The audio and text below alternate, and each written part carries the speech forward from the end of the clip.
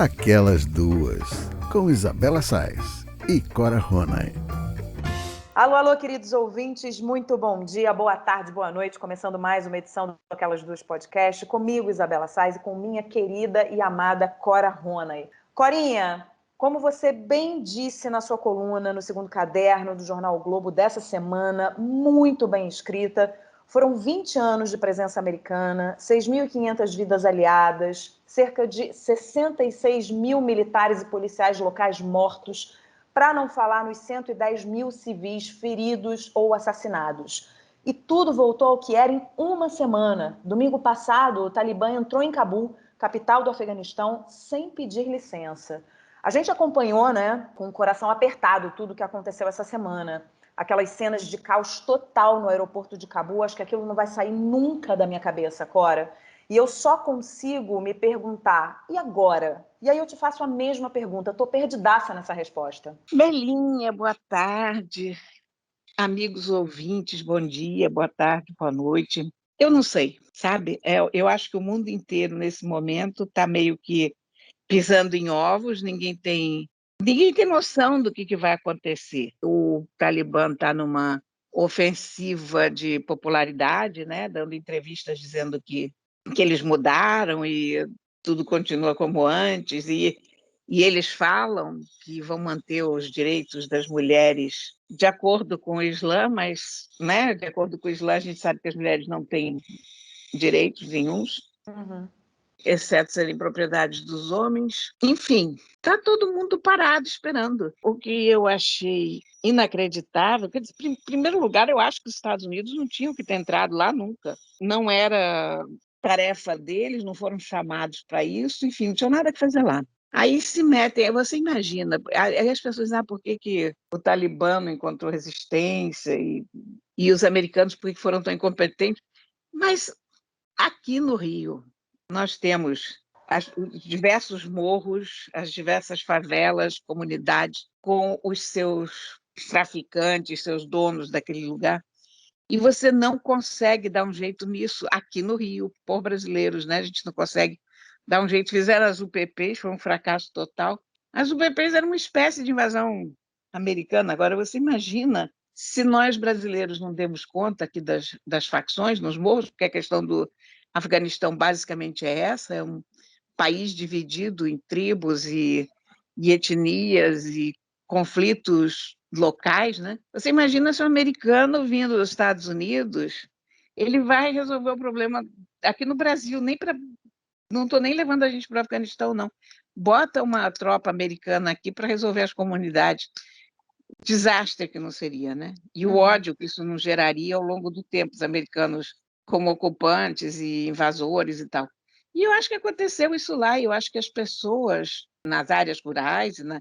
Porque você vê também um monte de afeganistãos fugindo, e você diz, mas por quê? Mas o que a gente está vendo fugir é uma parcela pequena, o pessoal das cidades, o pessoal que trabalhou com os americanos, o pessoal das áreas rurais prefere o Talibã, por pior que seja, mas é gente deles, do que americanos ou qualquer outro estrangeiro. Porque esse país vem sendo ocupado por soviéticos, ingleses, americanos. Não é possível. Acho que é um saco de gatos aquilo lá. Não vai ter saída tão cedo, sabe? E você ainda fala na sua coluna, né, Corinha? A gente não tem muita noção do gasto que uma situação dessa, que existe numa situação dessa, né?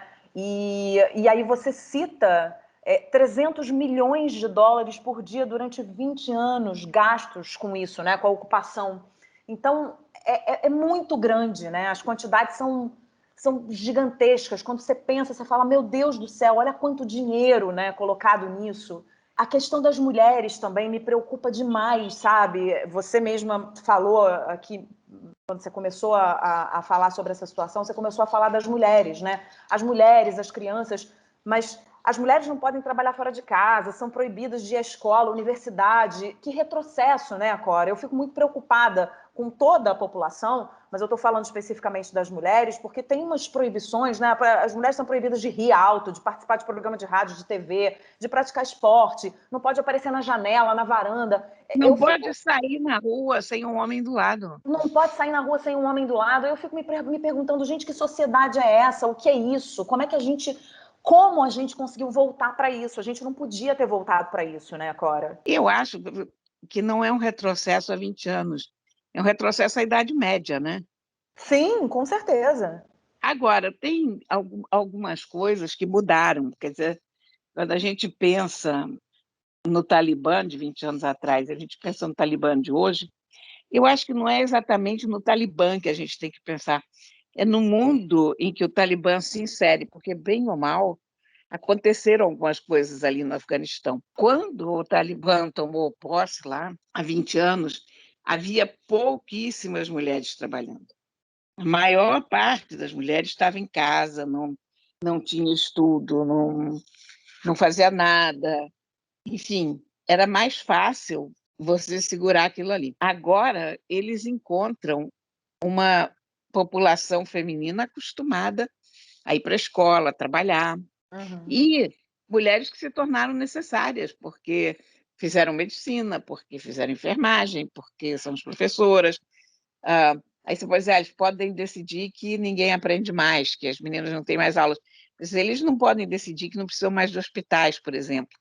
E não podem se dar ao luxo de repente, abrir mão da metade da força de trabalho dos hospitais, do serviço público. Quer dizer, hoje você tem muitas mulheres trabalhando, então eles encontram uma realidade muito diferente. Eles encontram também mulheres que já não estão tão passivas. Eu vi uma cena impressionante essa semana de um pequeno grupo de mulheres, deveria ter o quê? 6 mulheres, se tanto, todas de preto, burca, né? E segurando cartazes e tal. Não entendi o que tinha nos cartazes, porque estavam em pastum ou qualquer coisa assim. Essas mulheres paradas lá com aqueles cartazes e aqueles talibãs armados na frente dela. Sabe, todos aqueles caras com Kalashnikov no ombro, muita coragem. Então, eles vão enfrentar esse tipo de mulher. Possivelmente, eles vão enfrentar isso até dentro de casa, porque eles devem ter tias, irmãs, cunhadas que trabalham, que tiveram uma vida diferente. A gente está falando de 20 anos, a gente está falando de uma geração inteira que nasceu fora do controle do Talibã. E é importante que elas não fiquem acuadas, né? Porque com o tempo o meu medo só é que eles comecem a colocar tanto limite, tanto limite, tanto limite, e na força, que elas comecem a ficar acuadas e isso comece a voltar a ser como era antes, mas é mais difícil, como você está falando. E outra coisa que você fala que é super importante na coluna, você fala sobre a chegada da internet como sendo uma esperança para a resistência. E isso a gente consegue enxergar assim muito claramente, né? Porque as pessoas criticam a internet por causa disso, por causa daquilo, mas a internet é indispensável para a resistência mesmo, para você resistir, porque é muito difícil que eles consigam controlar o fluxo de informações com a internet. Antigamente era muito mais fácil. Agora que a internet está mais presente no país e que as pessoas fazem uso dessa internet, é muito mais difícil o controle do fluxo de informação, né? Olha, a internet só chegou ao Afeganistão com Hamid Karzai, porque antes, até 2001, o Talibã proibia. Então, não foi implantada. O Talibã achava que servia para transmitir moralidade. Aí, em suma, aquela mentalidade talibã, o que você vai fazer? Mas quando Hamid Karzai assumiu o poder, ele começou a implantação da internet, especialmente a partir de 2005, ela teve um impulso muito grande. E hoje, 70% dos afegãos têm telefone celular. Eles não têm necessariamente smartphones, todos eles, porque o país é muito pobre, né? Mas eles têm até uma rede social local que trabalha por SMS. Então, o país está muito conectado hoje. Isso vai fazer uma grande diferença. Você não consegue controlar pessoas conectadas. Isso o Sudão tentou, Omar Bashir tentou tirar a internet no Sudão e foi derrubado do mesmo jeito, porque você não consegue, uma vez que todo o sistema de governo hoje precisa de uma rede de internet, porque os bancos usam a internet, as agências governamentais usam a internet. Então, não dá para você derrubar a internet. Não tem como, isso não existe mais. Você derruba pedaços da internet, você pode censurar as plataformas, mas as pessoas correm, descobrem VPN. A China censura Facebook, censura Twitter, todas as redes sociais ocidentais, e quando eu fui para a China, eu não tive nenhum problema com isso. Você aluga uma VPN e vai em frente tranquilamente. E Mianmar a mesma coisa, essa junta militar que tomou um poder lá agora, recentemente, eles também têm feito toda espécie de experimento com a internet lá, derrubam, proíbem isso, proíbem aquilo, mas os cidadãos estão todos se organizando, e quem tem rede por cabo, porque eles derrubam o Wi-Fi, mas aí as pessoas que têm cabo ou fibra, essas pessoas compartilham com os outros, enfim. E os protestos continuam em Mianmar. Uma vez que o país está conectado, não dá para desconectar. Não dá para desconectar, e eu acho que aí está o grande trunfo assim, na mão, né, dos afegãos. É fazer o uso dessa rede poderosa para não ficar, de novo, anos e anos e anos sob esse regime que realmente, a hora que a gente olha e fala, meu Deus do céu, o que é isso? Né? Porque eu acredito que a humanidade esteja evoluindo. Eu sempre penso na evolução da humanidade. Quando eu olho para o Talibã, quando eu olho para essa situação, a gente não consegue, né, acreditar. A gente não consegue acreditar que isso está indo absolutamente na contramão do que deveria estar acontecendo.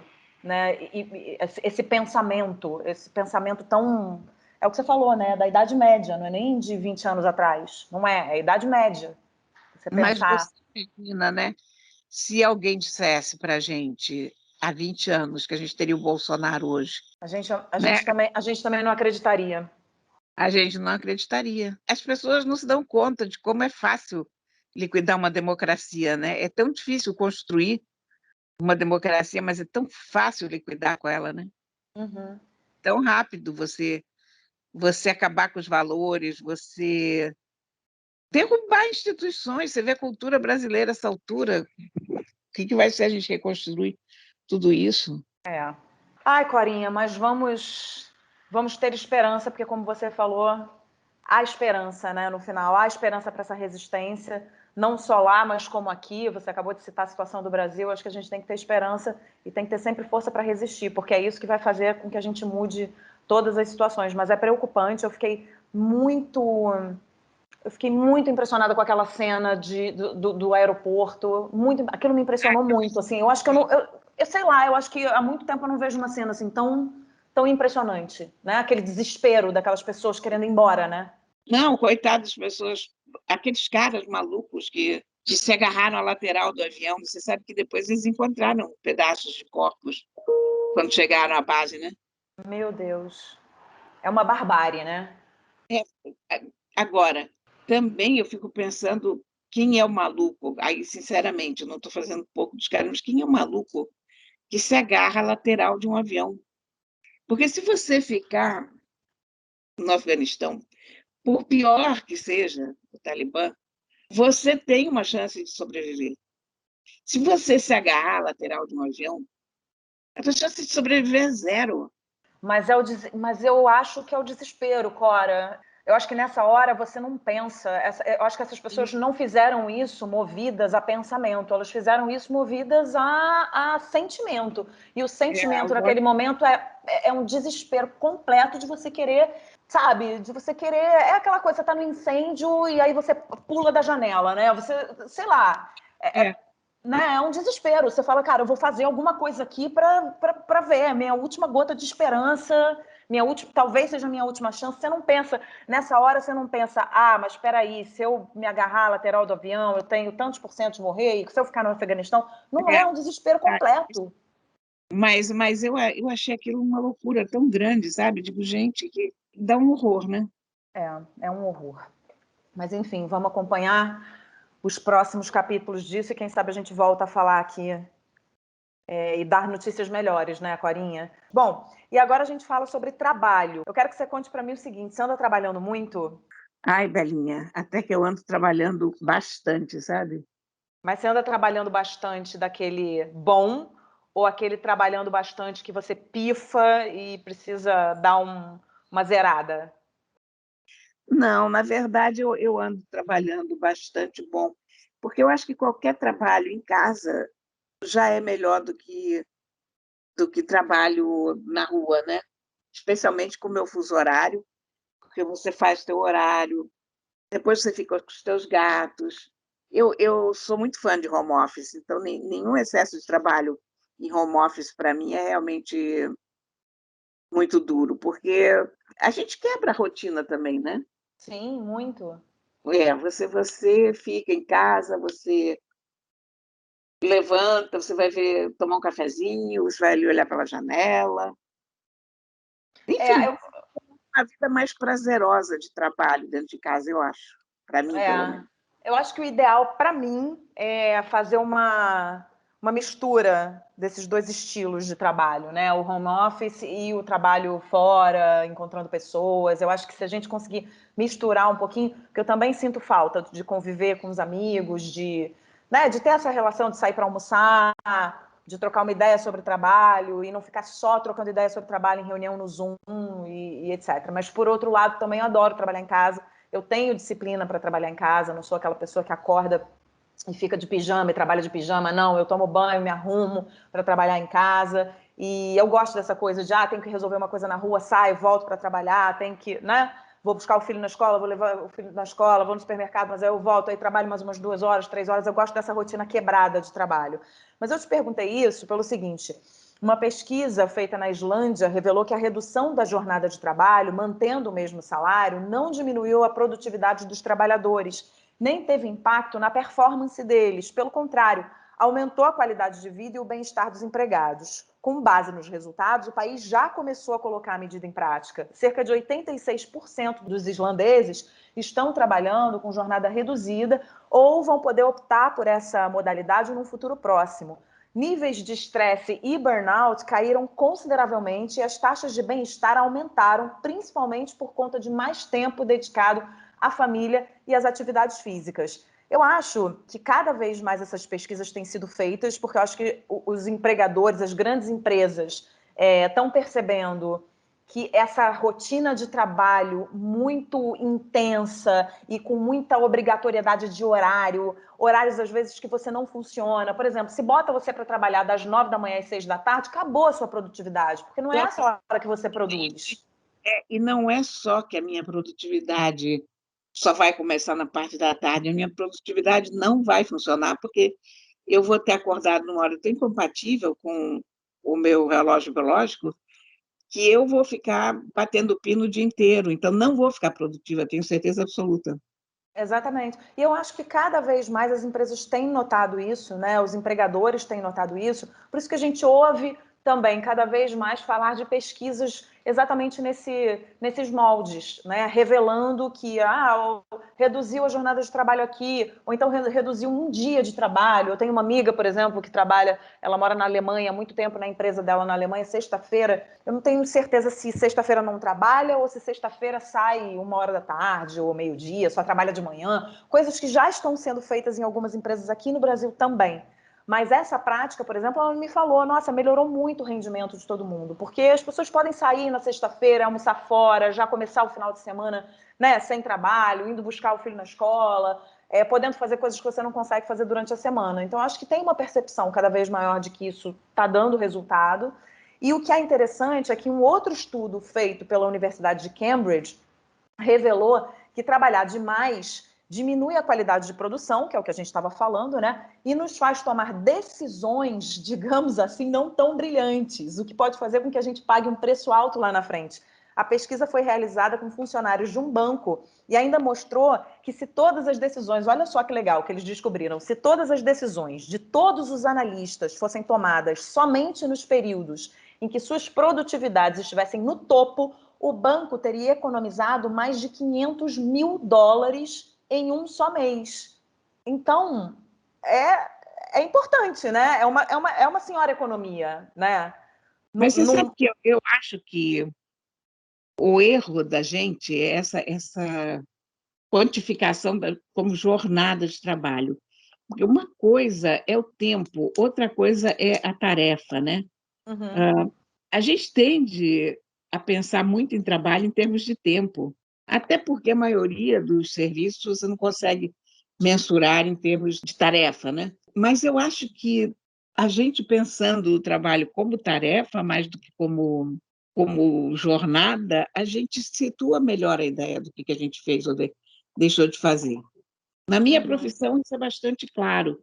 E até quando eu editava, tal, quando aceitei voltar para a redação, em 91, eu falei com o Evandro Carlos de Andrade e digo, olha, eu não quero vender meu tempo, eu vendo meu trabalho, mas meu tempo não. Sim. Porque eu não queria dar plantão de fim de semana, por exemplo, e eu não queria, porque eu não poderia fazer isso, né? De chegar na redação de manhã e fazer o caderno de manhã, porque isso era uma coisa que os suplementos tinham que fazer, né?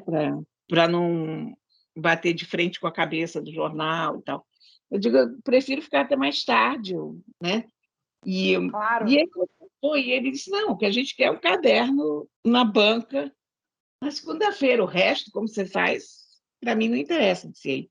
E aí, pronto, aí eu consegui fazer muito bem.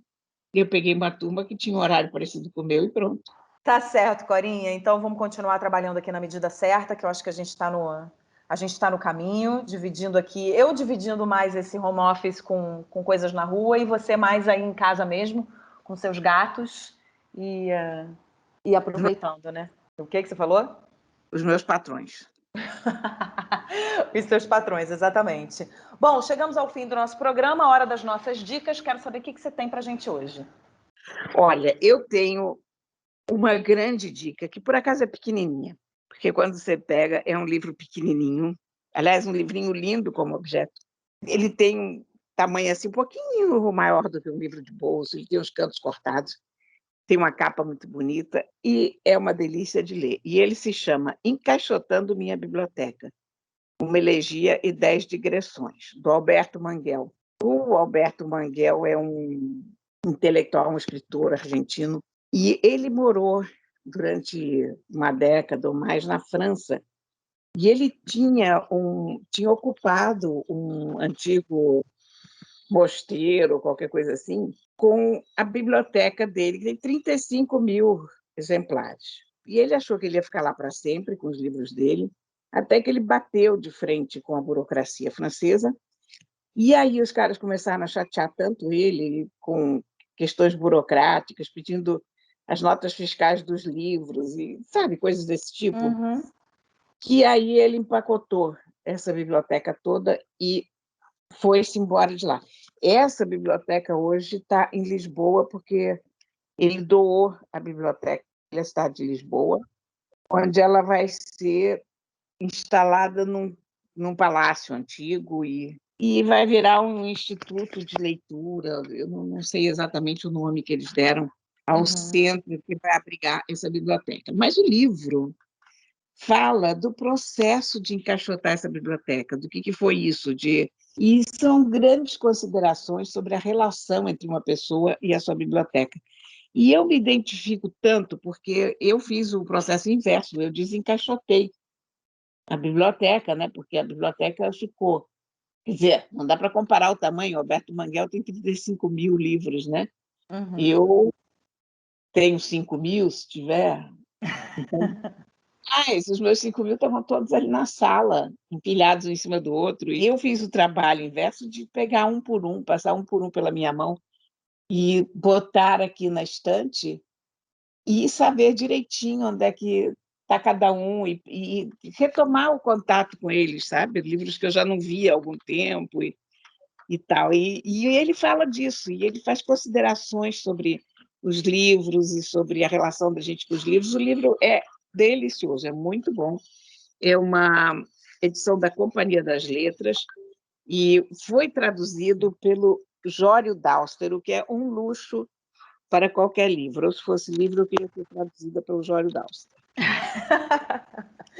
Não, eu imagino que você tenha tido o maior prazer de ler esse livro, que é exatamente sobre o que você gosta, né? Eu adorei. É uma grande leitura, sinceramente. Muito, muito bom. Legal.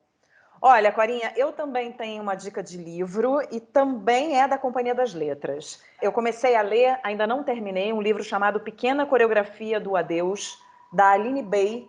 Estou gostando muito. É um livro que é uma história que fala sobre abandono.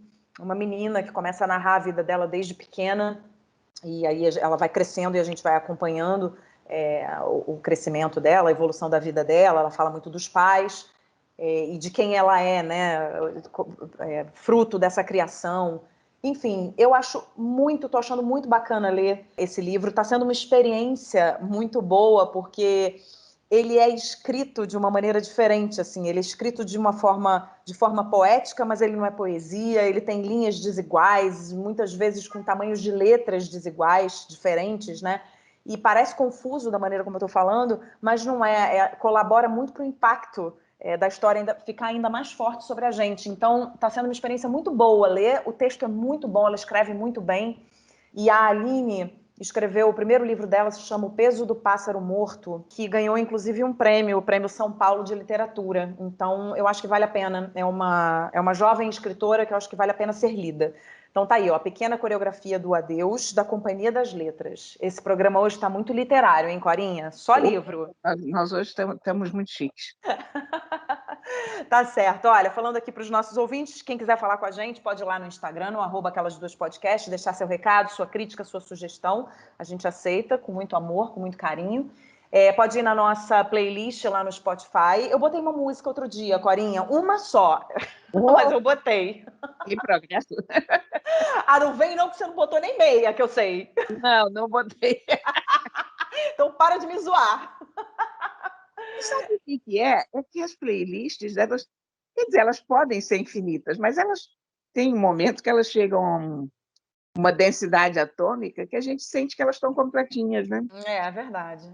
É verdade. A nossa já tem, sei lá quantas horas, tem 35 horas, mais de um dia de música. Pois é. Então a gente fica pensando, não, mas a gente chega, começa a ouvir as coisas e a gente fica, ok, tá bom. Tá bom, então só para você não ter desculpa, vamos abrir uma outra. Não, deixa a bichinha quietinha lá, tadinha, tá tão bonitinha.